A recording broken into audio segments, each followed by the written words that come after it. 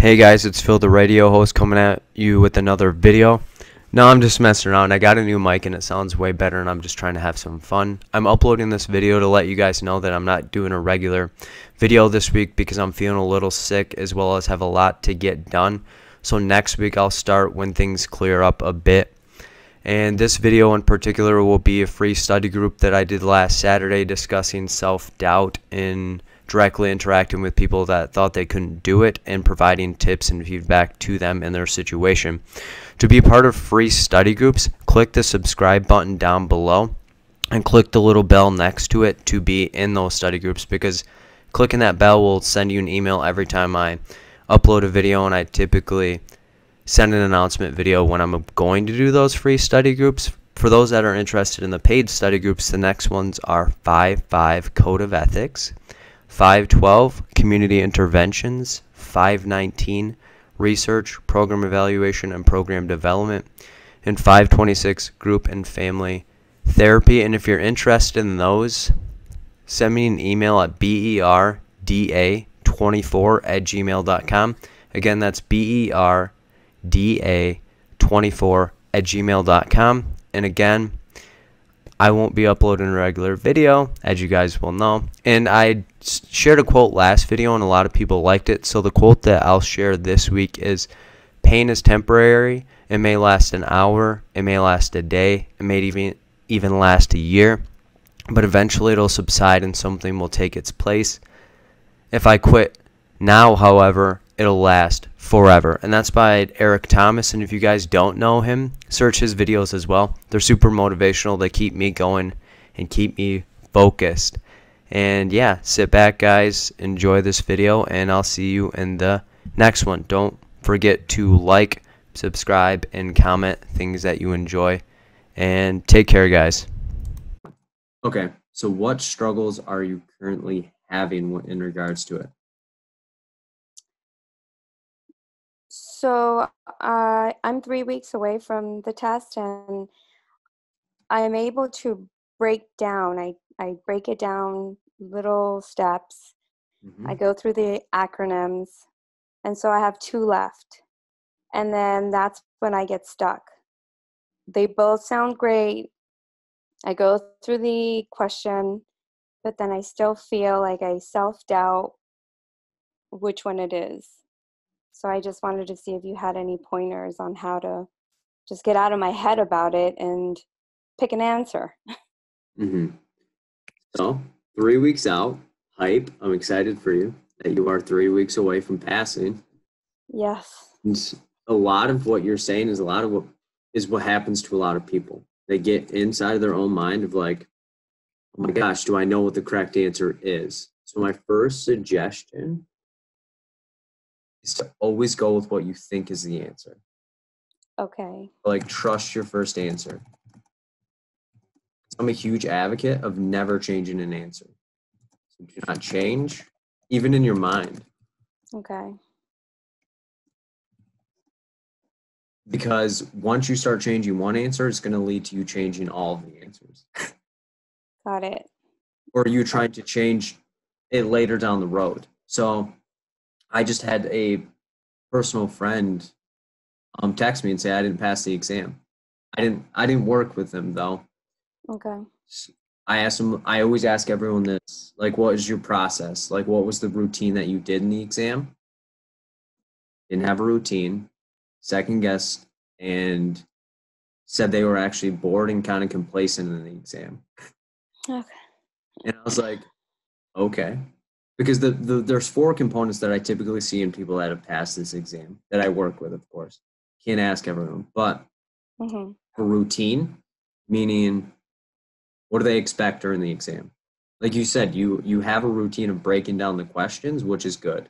Read it, analyze it, compare the answers back to the question to make sure they connect. So that's good. The second component is trusting themselves. So a lot of times, this exam will make you think you don't know the answer, or that you're not looking deep enough into it and you don't want to get it wrong. Right. So the only wrong answers are the ones that you change. Okay, that's a good point. Because only once you start changing your answers and second guessing yourself and floundering in your mind is once you start getting them wrong. And I'll compare it to something of performance. So for example, if I had somebody standing next to me telling me that I'm not going to get it right, you're dumb, you're stumbling, why are you even talking to this person? You don't have the skills and talents to do this. How confident do you think I am going to be telling you stuff? Mm-hmm. Not. You think I would be boosted up and excited like, woo! Who has another question? But that's the thing is like we do this to ourselves, not in that deep of a, maybe you have it that deep of negative self-talk, but second guessing is negative self-talk in and of itself. Right. Of I can't do this.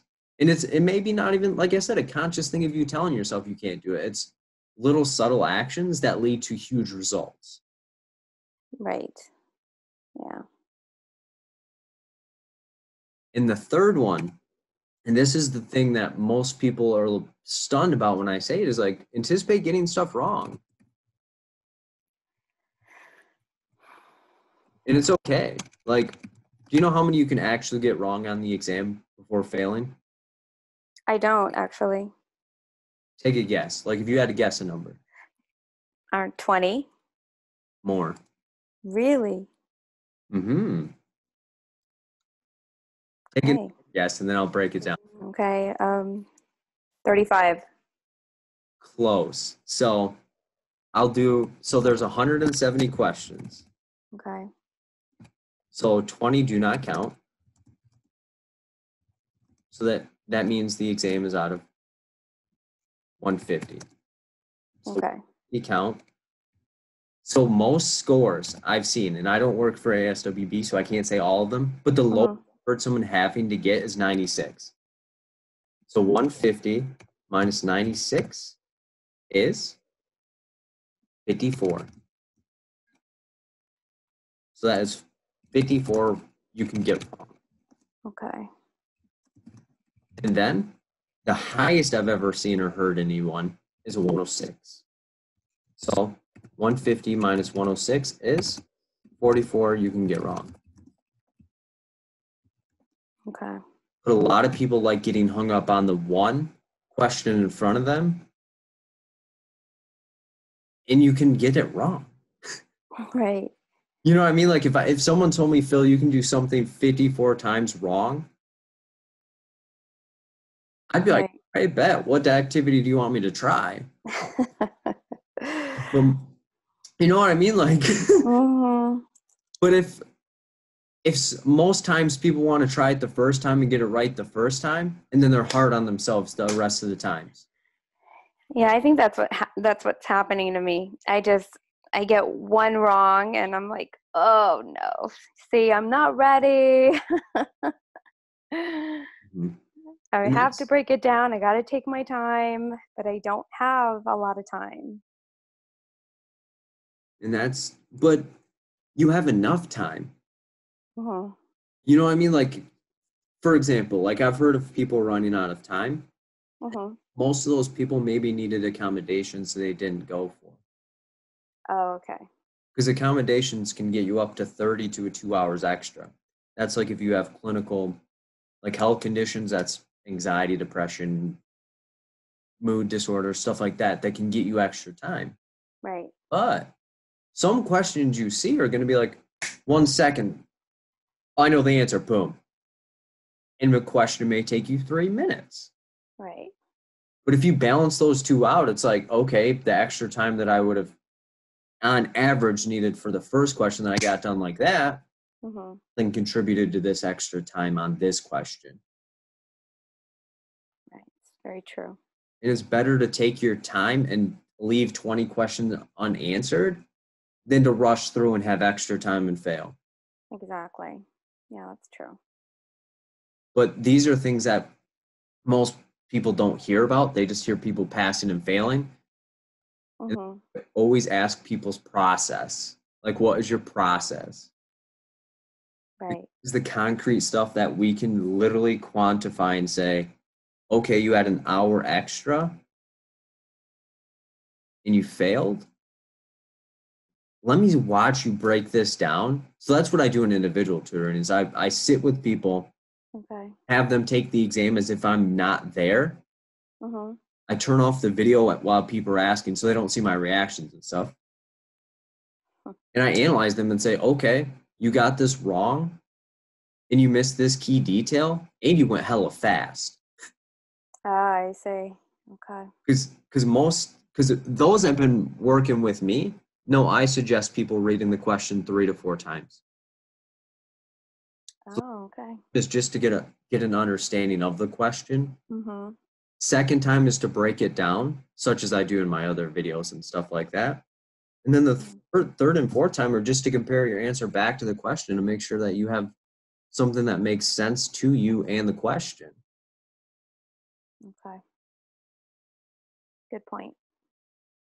And when you anticipate and give yourself permission to do all of these things, it becomes easier. Mm-hmm. Like, Right. like somebody on Facebook tagged me and was like, in one of Phil's videos, he talks about like give yourself permission to pass or fail because the exam's going to be there anyway.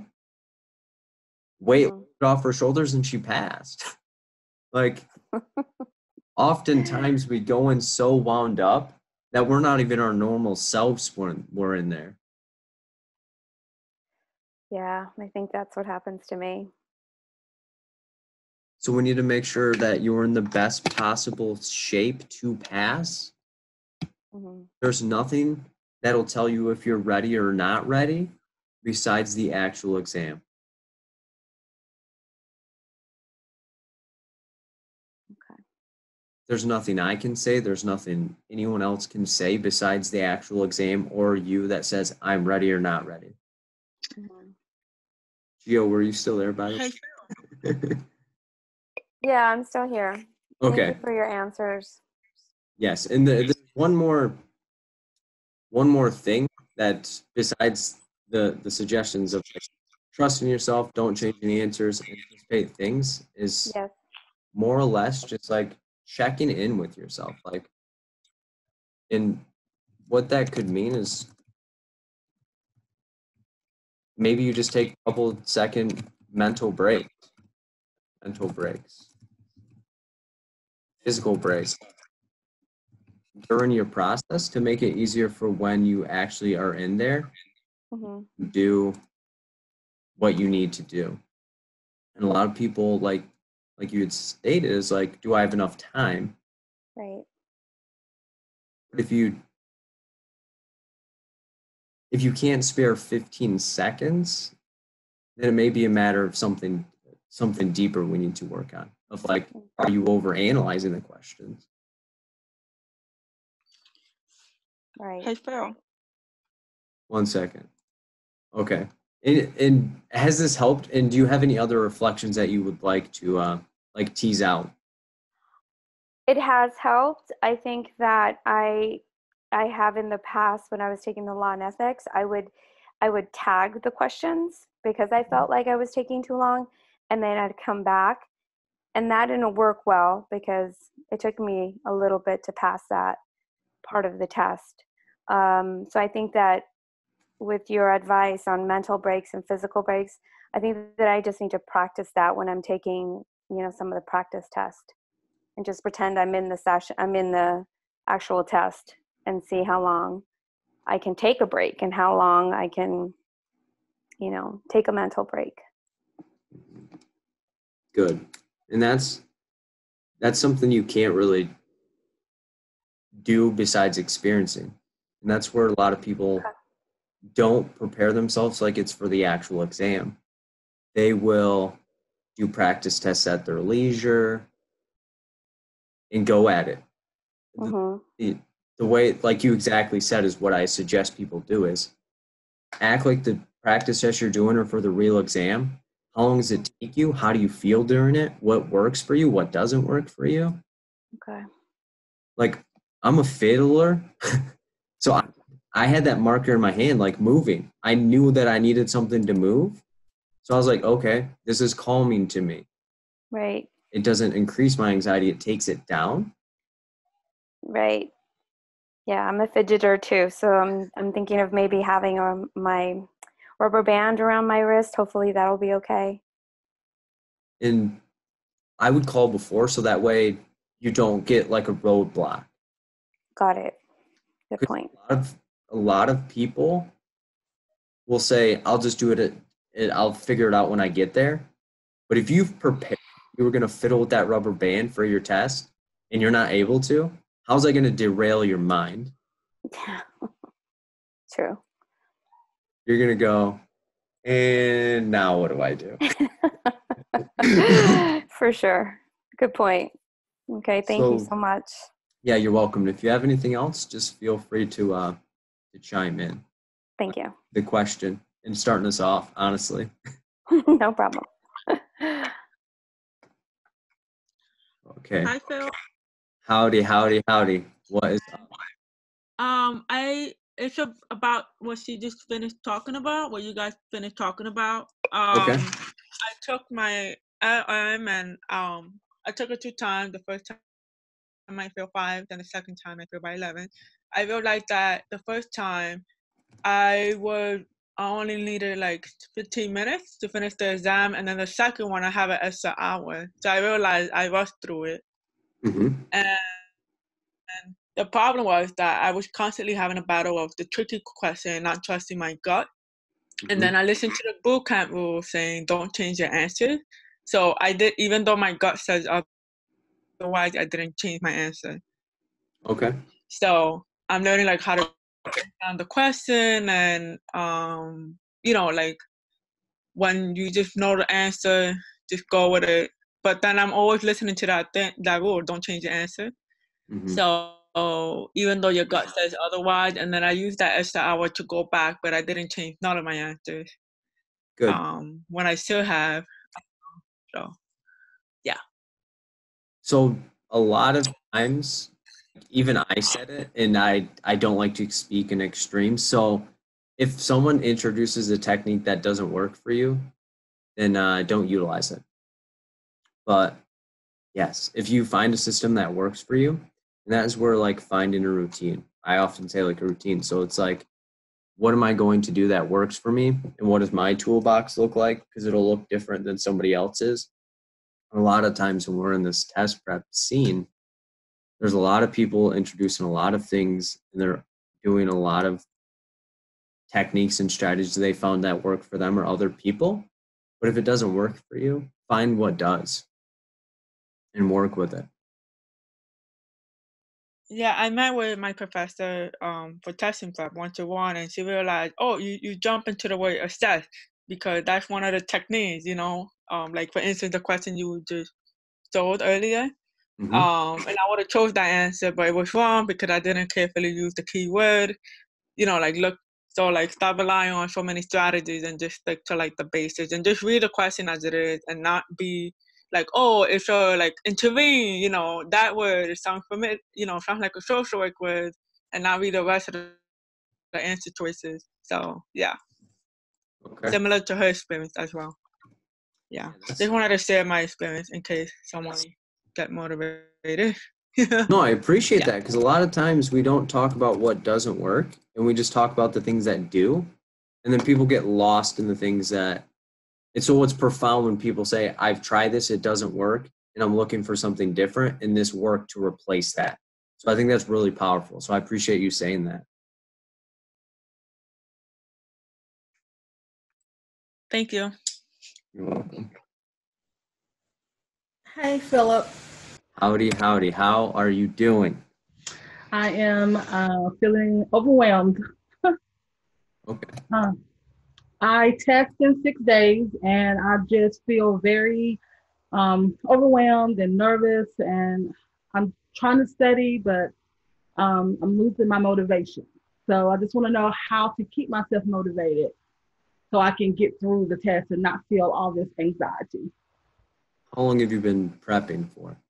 I've been prepping for about 3 months, off and on. And how many hours per day have you been putting in, on average, of course? I I work a full-time job and I'm a mom. So during the week, I try to do at least an hour and then about 2 hours on the weekend. An hour each day or an hour total during the week? An hour each day. So you're putting about 9 hours a week? Yes. Okay. And how do you feel about that? It's a struggle. You know, trying to working all day, coming home, cooking, and then sitting down to study is just like a lot. So I'm trying to get everything in, trying to make sure I know everything, but I don't know. I'm feeling very anxious. Mm-hmm. And I test next week. So I only asked the amount of time because that's probably why you're drained. Okay. Well, because if you think about it, 9 hours a week in 3 months is how many weeks? 12. So 12 times 9 is 108. It's a lot of hours that you're in on top of a full-time job and taking care of kids. Yes. So I think my biggest thing for you is like find time to relax. Okay. So you have like 6 days left. Do you have a plan for those 6 days? Yes, my plan was I did take the practice exam. Okay. And I did, and then that's something also I passed it, but I only passed it by 4 points. So then that made me a little anxious too. And then, but my plan within these next 6 days was just to go over those questions that I missed, and then just to do some more practice questions, to make sure I'm reading the questions, understanding the questions before I'm answering them. Just follow, those techniques. Okay. So my suggestion would be to trust what you've already done and use these next 6 days to coast into the exam. Not to just lose it all, but like ease in so that way you're not just beaten down mentally when you're in there. So a lot of times we'll go into the exam exhausted and just want it over with. Right. So we need to find what works for you in the next 6 days to recharge yourself. So like, and develop a plan such as I'm only going to do this number of questions each day and then maybe take the rest of the time to relax. Okay. Just to make sure that my sword is sharp still and then cut back. Make sure it's sharp still and then cut back. Right. Been practicing for 100. So I don't think it's a matter of chance at this point of or not. Sorry. What'd you say? No, I didn't. Nothing. I'm listening. Okay. But yeah, I don't think it's by chance. Like you've been practicing something for 108 days, so you have competency in it. Okay. Agree? Yes. Okay. Well, if you said no, I don't, then it's like, okay, then what can we do to maximize these next 6 days? But with this plan, I would say predict what you're going to see on the exam. Not like content wise, but like your conduct of what can I do in this exam?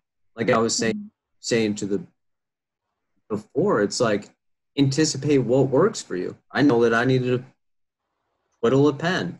I knew that halfway part on the exam, I had to get up and get out because my mind doesn't like to focus that long. So I had to recharge myself and I had to remind myself of I can do this.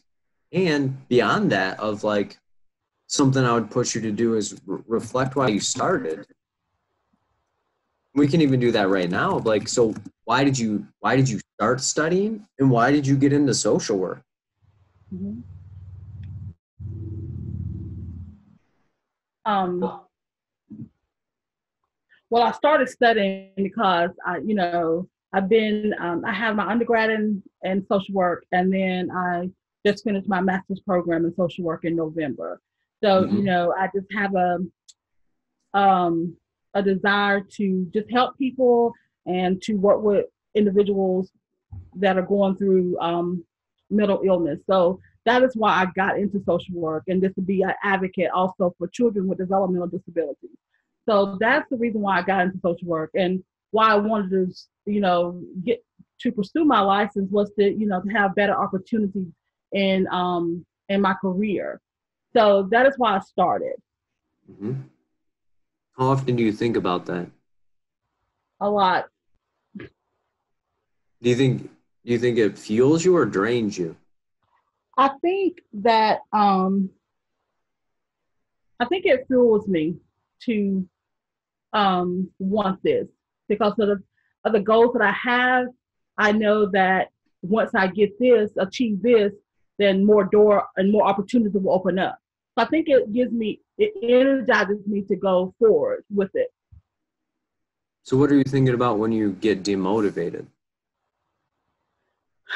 I don't know. I don't know. I just have this doubt that I just can't, I don't know how to put into words. It just creeps up.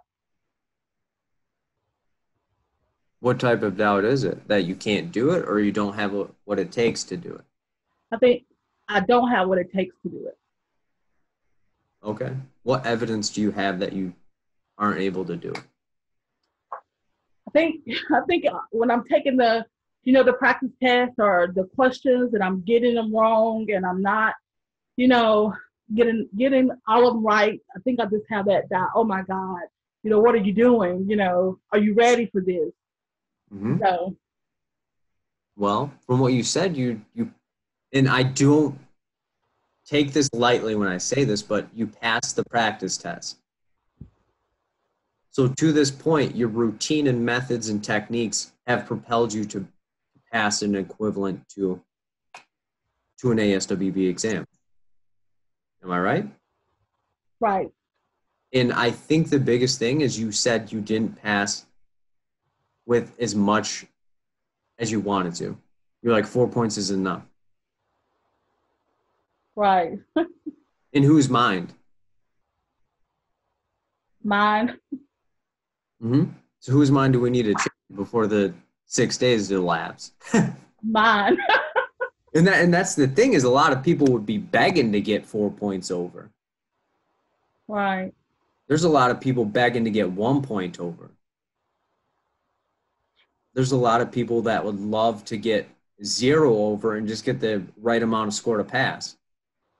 Right. So I think until you give yourself permission not to do this and to handle it, I don't think it'll be an easy process, but allowing yourself to be like, I'm gonna be what I would like to be for someone else, and focus on progress, not perfection. Right. And I think that is the key to me. Right. I think that is a big key. Perfection. And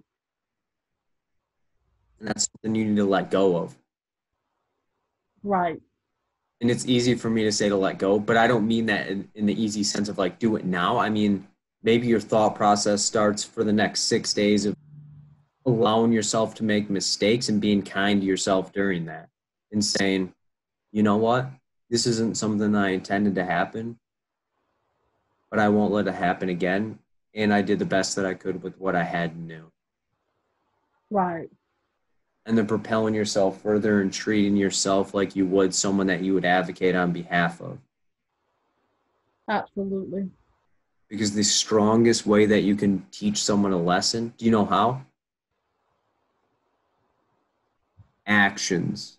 Mm-hmm. Not telling them, showing them. Right.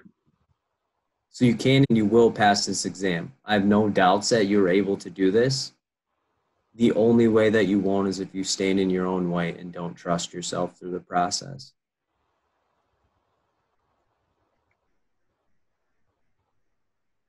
Thank you. You are welcome. You can do it. You can. Thank you so much. It is my pleasure to be able to do this. And some people typed in some questions, but would you have time to briefly go over points A through B? Say a little bit more about that. Do you have other suggestions or tips when answering first? In most questions, besides the acronym that you use. Yes, yes, yes, yes. First one, take your time. Second one, trust yourself and do not second guess. So how do we do that is understand the question and connect the answers to it to ensure they make sense. Not make sense in the sense of like, this is what I do at my job, or this is what I do in this other situation that popped in my mind. What on paper concretely does this answer say about this question? And what does this question say about my answer that I'm about to give? Third, realize that this is only 1/50th, well, 1/150th of what you need to pass. And if we think even deeper, we don't know this on the onset. That's as I say 1/150th. It could be 1/196th through 1/106th. And how do I get that? Because you need a 96 through 106 to pass. So 1/196th is not that much. So reflect on that. That question isn't as important or heavy as we like to put weight on it. Does anyone have any other questions? So yeah, those are some additional tips that I would suggest.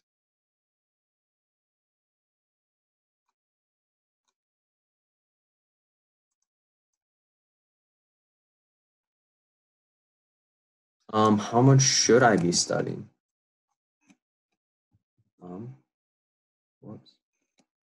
How much should I be studying? Okay. Well, how much would you feel comfortable?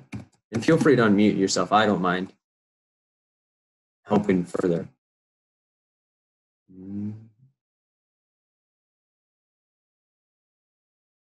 Just going on some of the questions previous to mine now, with tips and, you know, the anxiety and tests getting so close, and, you know, you try to study as much as you can.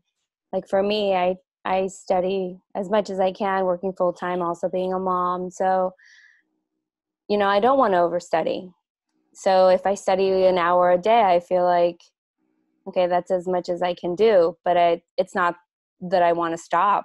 I have to stop. Mm-hmm. So when do you know when you're overstudying? I mean, I don't know if there's even an answer to that. So that depends on each person's situation, but let me ask you, what would be overstudying for your situation? That's a tough question for me because since I don't have the time, when I do have the time, I kind of take advantage of it. So I can study for 4 hours straight. Mm-hmm.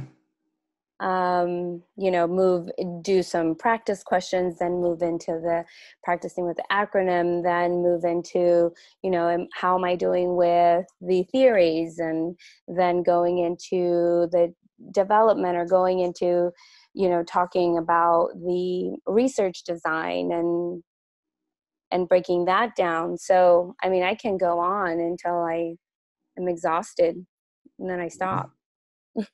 How much of that do you retain? Good question. I think I retain more of how to break things down versus the recall. Say a little bit more about that. Meaning, like, if there's with the research design questions, or choosing the best design when there's a question on like a population, or you're starting a new, I don't know, a new program. What do you do first? Those kind of things. Like, there is a breakdown for that. I have a study guide for that, but it's really hard for me to recall. I don't know if that makes sense. Yes, it does. And I just kind of, this is what kind of came to me, is you have to analyze the RIP.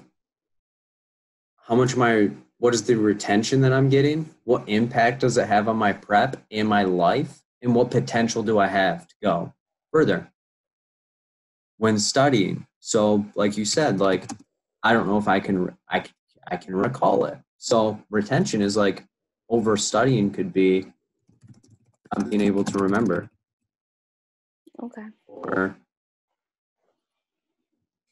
like finding it difficult to separate topics. Like you said, you'll go over theories, you may go over some research, and then you may go over some, like, let's say, diagnosis. Right. And I get all the information twisted in itself. I may be over studying or studying at a level that doesn't match with my style. Okay. Because learning style is a huge thing of, like, if you're a visual learner and you're not doing something visual, you're going to lose it. I am a visual learner. And then the next day I'll think about what I studied, and I'll try to, in my head, test myself. And the answer doesn't come to me. And I'm like, oh no, you see, not ready. But maybe that's recall just questions. You're cramming too much. So my suggestion for you, if you're visual, start writing stuff out. Start making symbols to satisfy what each thing is. Get you a whiteboard if you need to. So that way, if you're visual and you want to recall it, look at it and say, okay, this is what the whiteboard says. This is what I want to go over. And then I take a picture of the whiteboard, do something else the next day. And then that third day, I go back to the stuff that I took a picture of and quiz myself on it. And then see how much I retained of the whiteboard. Okay. Way you satisfy your learning style, because I have auditory people, and people thought I was nuts for this suggestion, but it makes sense for auditory people of record yourself reading your notes. So that way you have a second, pop the earbuds in on you, and then you're getting taught in your own voice of what you have learned. Yeah, okay. Okay. So it's difficult to lose what you've learned when it's your own voice and you have access to it 100% of the time, and it's free. It's free. Like, very few things in this test prep scene are they free. Like, okay. So utilize the resources you have. It may not be that you're overstudying, you're just studying in a way that isn't your style. Got it. Because the impact is the next one of, like, how did it increase or decrease? Like, competence. Mm-hmm. Increase versus decrease of anxiety. It's like you said, I'll review the stuff that I went over, and I'm more anxious. Yes. So to, like, what prevailed was it though? Because then I'm like, oh my gosh, I'm not ready, and then I delayed in my mind that my exam's already going to get pushed back, so there's no way that I'm going to put forth this effort. I do it all the time. Honestly, I'll put deadlines in my mind and someone will tell me that it's not the deadline I set, and then I do it based on their deadline, which is further out, and then I dilly-dally. And say, man, I have enough time. And then push comes to shove, and it's like, you're testing a mic that you just bought 15 minutes before the session, before the actual session. So of course it's not going to work. What was I doing before? Stuff that I could have put off until I got it. You know what I mean? Like, right.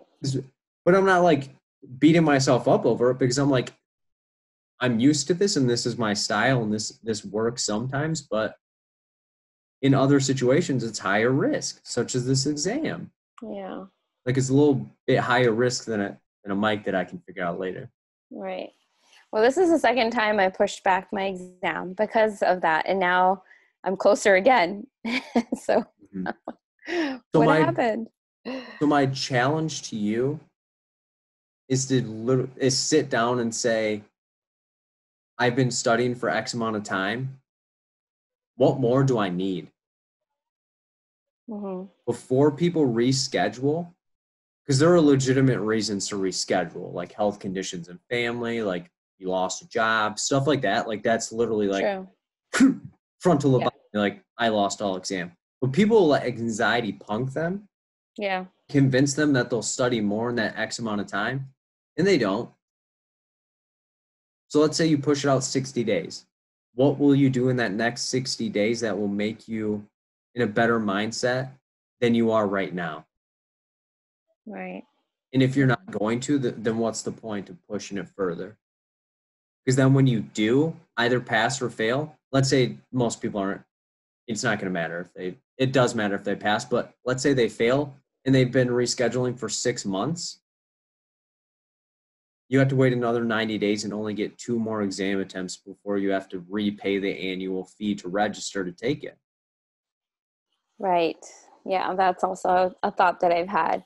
I need to have that cushion because I'm going to pass. But, okay. Like, I feel like your personality is more or less like mine, where in most people, it'll swing to this. So like how I prepped. I took 2 weeks, nonstop studied. Every second I got, I was studying. And then I took it. But my mind frame was, this is going to be an attempt to set you up for the next exam attempt if you do not pass. Because you can do it again in 90 days. I gave my permission, like, I trust your ability in this day. But if not, we know we have more attempts. So don't get crazy on yourself, and don't doubt yourself to the fact where you don't do it. Okay. Because the very few things in my life have I said, I can't do this, and I actually do it. Right. It's the times that I say, you don't feel comfortable with this, but do it anyway because it's going to propel you further. Okay. Because anxiety can actually breed success in motivation rather than detriment and drag down. Because that's where the potential component comes in, is how much further do I have to go? Like, further do I have to go, or can I go? Like, in using the analogy that I used prior, is like a sword. How much sharper can a sword get? It's either going to cut someone's head off or it's not. Right. And same thing with intellect. You can only know so much about a topic before you literally are tapped out. Okay. Yeah, that's true. Of, like, for example, my group tomorrow is Freudian theory. You can only know so much about Freudian theory before you literally are like, all right, I know it all. Like, you can only go so deep with the id, ego, and superego. Or like the psychosexual state, or even the defense mechanisms. Like, you boil Freudian theory down to those 3 things, and it's like, okay, maybe I do Freudian theory for 3 days, do the psychosexual one day, defense mechanisms the next, and then do psychoanalytic the other, because they both tie in anyway. Right. And that, like, pace yourself and say, like, okay, I get this amount of time, and this is how much time I'm going to take. I'm not going to burn myself out by cross-contaminating, if we will, topics. Okay. Thank you so much. You're welcome. And if you have more questions, let me know, because 3 weeks is a decent amount of time, and I can definitely help. Great. I will do that. Anyone else have any questions? And feel free to unmute yourself. I like that better than asking the typey question. Hi, Philip. Howdy, howdy. Okay, I have a question. Okay, so first I took the practice exam through the ASWB website, and I missed it by 23 points. Okay. I've been studying for 3 weeks, and I'm strongly thinking about rescheduling my exam. I have my exam date set for May 7th at 8 a.m. But when I was taking the exam, I don't think I was really following my first mind nor my gut because I was trying to follow the acronym. So I was the person who asked you about number 4. I was trying to follow the acronym, but I felt like I wasn't probably using the acronym the correct way, or maybe it just wasn't working for me. Okay. So knowing what you know now, May 7th is approximately, what, 3 weeks? I think it's like a week and a half. Yeah, I was just guessing. So a week, 10 days. Yeah. Not 20 days, 10 days. So you're 10 days away, 26 points away on the practice exam. Oh, 23 points. All right. 20. Yeah. See, and I'm not perfect. So 20. So with this, what lessons did we gain from these 23 missed? And I don't mean content-wise. Little routine-wise. Like what techniques do you see yourself needing in the next 10 days that could tell you? Well, I know for sure at question 11, I was completely drained and I didn't take a break. I pushed myself because in my mind, I thought that if I had more time to go over it and go over the questions that I marked, that I can, go back and thoroughly look through it. But I think I pushed myself too much and I didn't give myself any time to reset. So I think that was one of the major reasons why I missed a lot of questions. So what can we do to get you to reset in the exam? Just probably go to the restroom, just walk around, because I think it was just me sitting there looking at the computer. How long do you get to take the exam? 4 hours still? Yeah, 4 hours. And when I got to question 100, I think I was at hour 2. Yeah, I was at hour 2. Okay. So my recommendations for you would be not to go to the restroom each time for a break. However, so like every 5 questions, take 15 to 30 seconds for a mental break. And then I was drained at question 100, not 11. Okay. Yeah, because you said 11 and I was like, whoa. Oh, I'm sorry. I thought I said 100. No, you said 11. I was like, whoa. I was like, yeah. All right. 100. But even still, every 5 questions or so, like 5 to 10, take a little, and then halfway point, like question 85. Yeah, take restroom break. Like break. So that way, because trust me, when you get in there, you'll go way faster than you think. Because when I did it, I told myself, like, take a break at 85, given I could have went all the way. But that's what I told myself. Routine. So I'm like, this is what you're going to do. And that way you aren't, like choked out there, almost. Yeah. Because, like you said, it took you 2 hours. But how can we get you sharper to don't miss those 23 and pass? So with that being said, like, what other techniques do you think you could implement to get you more equipped? I think that was just the only one that I could think of. Okay. Being drained? Was not taking a break and was fully pushing myself. How long do you take to break down the questions normally? Or what is your routine breaking down the questions? Um, I would normally take maybe 3 to 4 minutes because I will reread the scenario more than twice, so I can make sure that I picked up on the keywords or picked up on the type of setting it was in, and then I would answer the question. Okay. I think you're answering it faster than you think. Yeah, I think so too.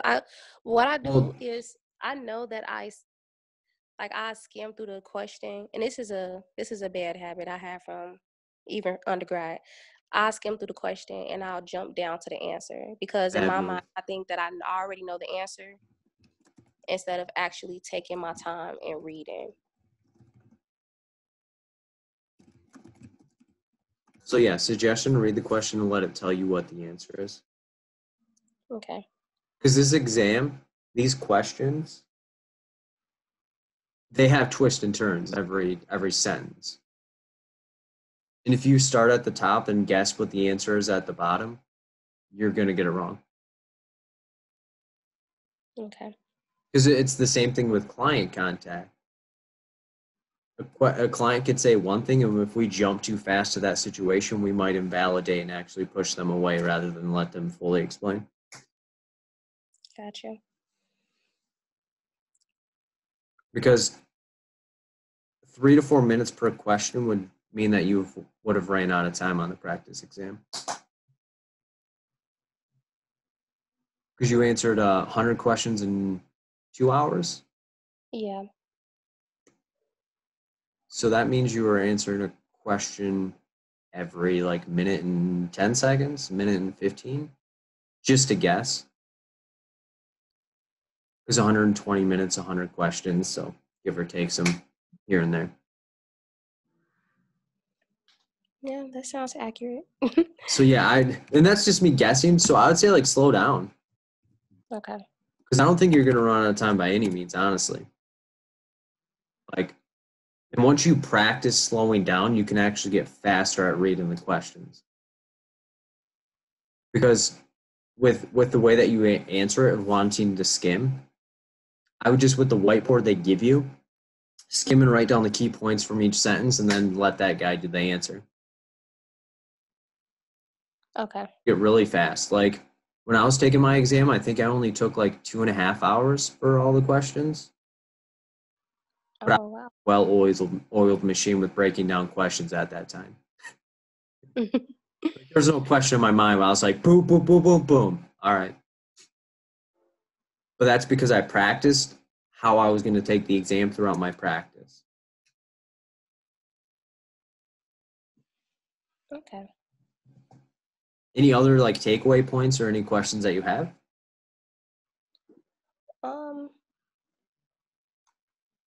Not that I can think of. Because I'm really thinking about rescheduling my exam. I don't like after taking the practice exam, I honestly thought that I did better than I thought I was going to do, although 23 wrong is not good. But I thought that I was going to get, more than 23 wrong. But after taking more practice exams, like exams that's on the internet for free, I wasn't doing so well. And I think it is because I wasn't taking my time. And I was already pre-answering the question rather than trying to understand what they're asking. So my suggestion, take the next 5 days, implement these two, well, I guess 2.5 strategies, and then see if that helps. And if not, I would definitely push her back like maybe a month, month and a half, but nothing more than that.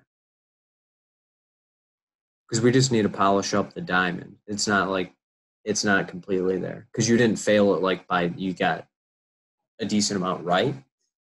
You have to polish up the 23. Okay. Ultimately, it's up to you. Yeah. Well, thank you. I appreciate it. It's my pleasure. Thank you. Thank you for You're welcome. asking a question. Anyone else have any questions?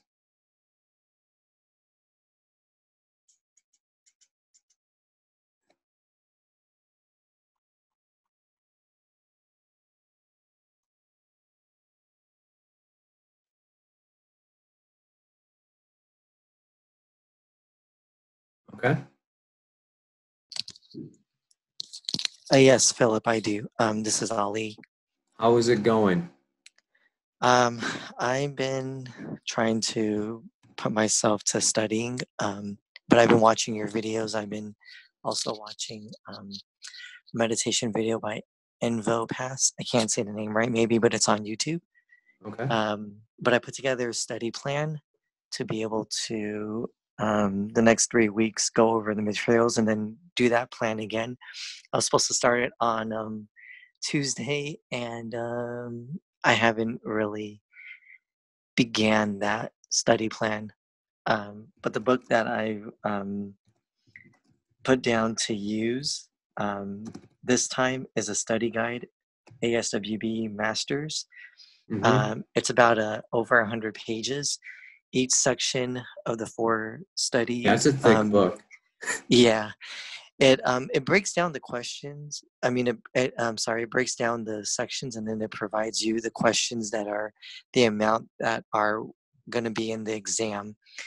I'm doing a pretest. I scored over 80 points without going through the whole book.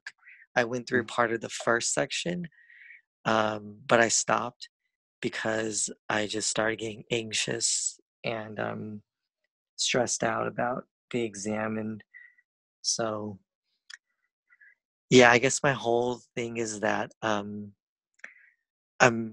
overall listening to what you said. It's really calming me down to not stress out and not freak out about the exam. It's been over 4 times. Now I'm going to be trying it again, my 5th time.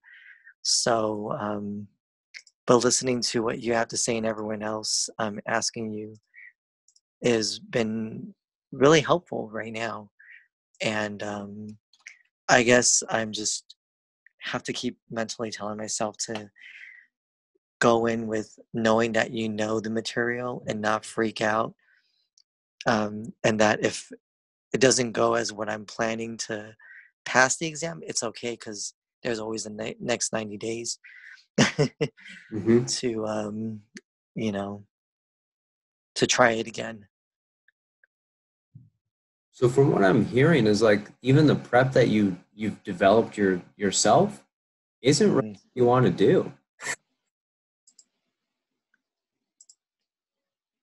You mean the prep that I set myself up? Yeah. Is it something you actually want to do?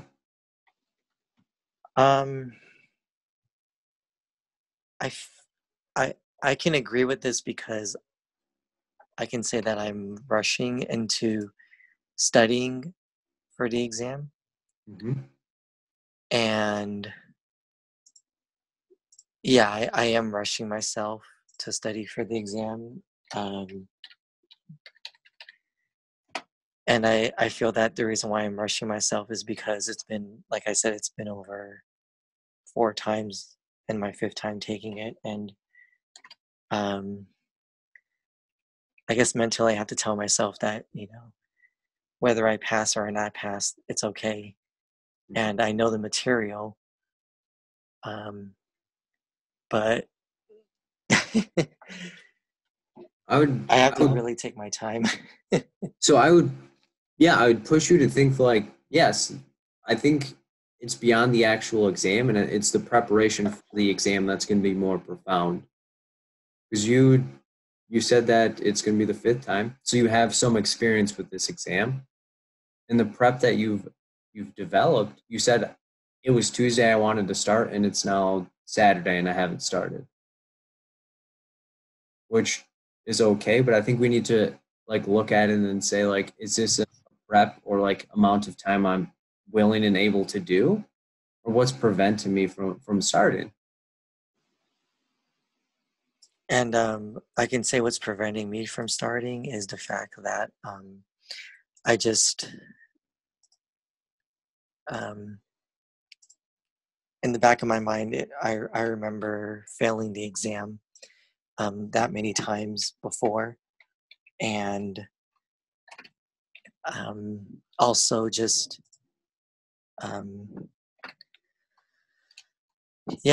just failing the exam. And but I have to keep reminding myself that it's okay going back this time if I fail, and that yeah. Have you forgiven yourself for failing? I think that's what I need to work on to do, is that to forgive myself, and that to spiritually, and to accept the fact that, you know, it's going to be okay. Mm-hmm. And something you have to forgive to flourish. Mm-hmm. And everyone in this chat right now has failed in their life. Yeah. I fail every single day. But I got it. But if we don't forgive ourselves and we reflect on the failure, and we can almost cement ourselves from passing in whatever area that is on this exam or something beyond this exam. Like if I told you that I would give you $1 million if you met me tomorrow at 6 a.m., what time do you think you would get there? I don't think I would be able to get there at 6 a.m. I mean, I'm not saying that it's not that something I wouldn't want to do. It's just that it takes practice, and I got to keep practicing to be able to succeed. And, no, I mean, like if you had to physically come to me for the $1 million, would you get there? Like I would give you $1 million if you came to a location I told you at 6 a.m. tomorrow. What time do you think you would get there? Close to 6 a.m. I'd get there at 4:30. Yeah. And I think that's what and I'm only asking that because we have to get your mindset there that you have to be prepared. Yeah. This isn't something we can lackadaisically float into.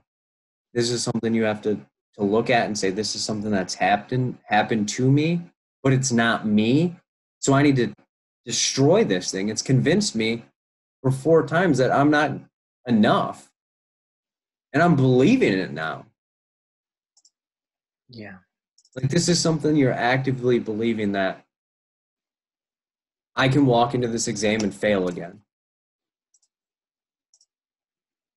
My push is to you to tell yourself, I can walk in this exam and I can either pass or fail, but I know damn right I'm going to give my best, whether it's a pass or fail. Yep. And that's the thing, we have to get our minds around, like, this has happened to, this isn't who I am unless I don't want it to be.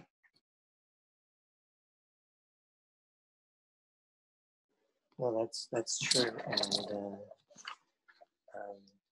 it's like you said before to another person, you know, why did you go into this field? Mm-hmm. And that's something that I have to keep in mind about. Why did I go into social work? Why do you get out of bed in the morning? Well, my son, he's 9 months old. He gets me out of bed. So he, his mom does a lot. So I want to be able to put my time into assisting her with. So that's one main reason why I get out of bed at first in the morning. But I have to work on myself, on, like you're saying, to figure out what's going to help me and my motivation, and yeah. Because if it was something you wanted to do you think it would take you like 5 days to do it? I'm sorry? Like if it was something you wanted to do or worked for you, do you think it would take you 5 days to get motivated?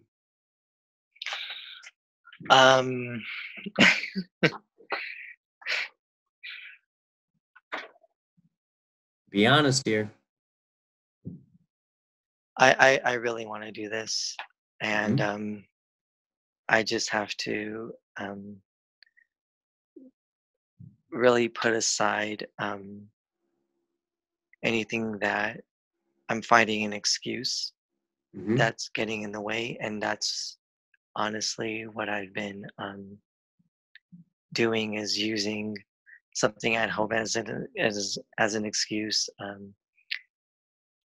to not get enough rest to wake up to start studying, and that's basically, yeah, what I need to Mm-hmm. stop doing, is making excuses and just really buckle down and open the book and go through it. And if I need to meditate, if I need to deep breathe, anything in that sense to refocus myself, then that's what I'll do. Mm-hmm. Because I think in your mind you've stayed on the ground. Like this exam pushed you down and you just like sat there. Yeah. And I'm not like saying like you're not trying. I don't take it as that. I just mean like Muhammad Ali once said, like, you don't lose when you get knocked down. You only lose if you stay down. Yeah. And this exam has hit you with a haymaker and you're like, boop. So that's why I asked, like, what gets you out of bed? Because I think you need a picture of your child in front of where you're gonna study. Hmm. And like every time you feel like not studying, look up and say, okay, I need to study. Yeah.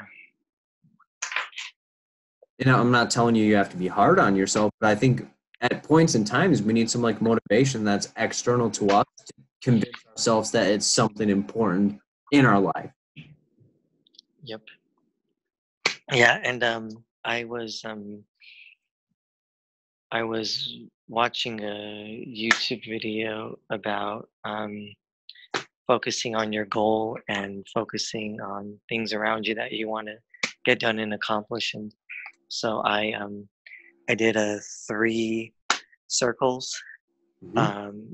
and then in the middle of the circle, I mean, in all 3 of the circles, I put down that, I wanted to focus to get my licensure and my clinical license and my family, and you know um, my plan is to get at least this many points on, over 100 points, obviously, to Mm-hmm. pass the exam. And I, I felt doing that really shifted my mind to put that focus to go into studying. And what the mistake that I made recently is not putting that around at home, to always have that as a look at, as my Mm-hmm. motivation also. Um, so overall, that's something that I could also put around to put focus and put my motivation back onto studying. That could be another way of helping me. Mm-hmm.